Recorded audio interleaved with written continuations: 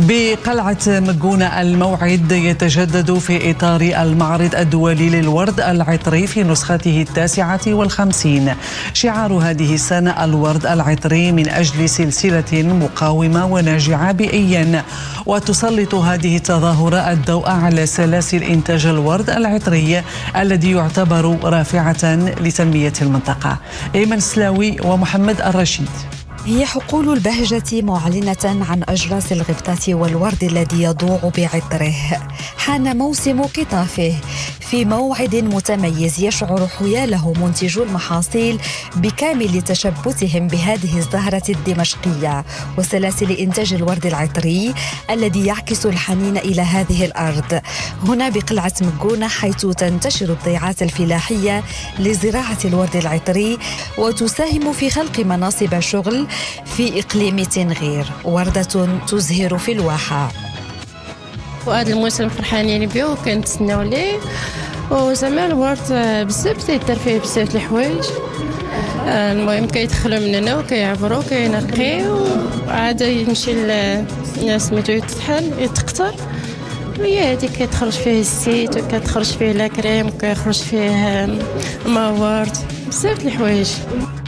1000 هكتار هي المساحة المخصصة لزراعة الورد العطري بإقليم تنغير، بعدد من المستفيدين من الفلاحين يقدر ب6000 فلاح، وعدد من التعاونيات تساهم في تثمين الورد العطري بمختلف منتوجاته.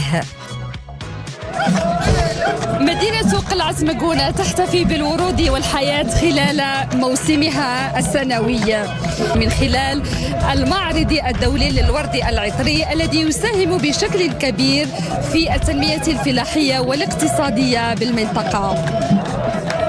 هذا الورد وهذه الوقيته هي وقيته ديال التقطير ديال الورد باش تنجنيو الورد وتنجيبوه للتعاونيه المقار ديال التعاونيه وتنقطروه. فاش تنقطروه تنحيدوا ماء الورد مقطر وتنديروا وتنحيدوا الزيت ويلي سوسيل.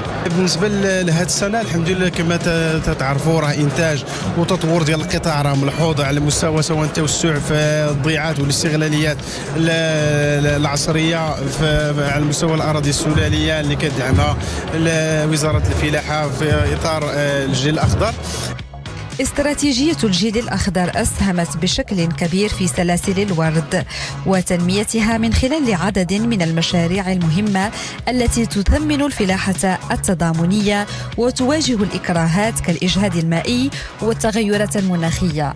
النسخة 59 من أقدم يعني المعارض في المملكة، واللي كيجي في اطار ديال دعم وترويج لهذه السلسله ديال الورد اللي كتعطي لها استراتيجيه الجيل الاخضر واحد الاهميه قصوى من خلال العقد البرنامج اللي وقعناه مع الفيدراليه البيمهنيه للورود، واللي فيه دعم يعني الانتاج وخصوصا المنتجين الصغار.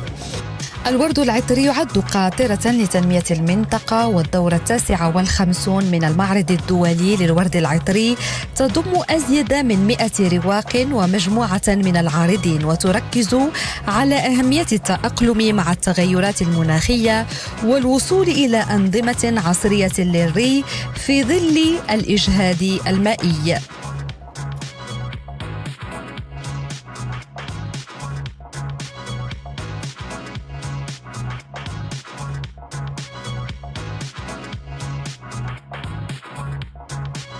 فضلا إذا كنت ليس حاسدا ضع إعجاب لصفحتي واشترك في قناتي مانج.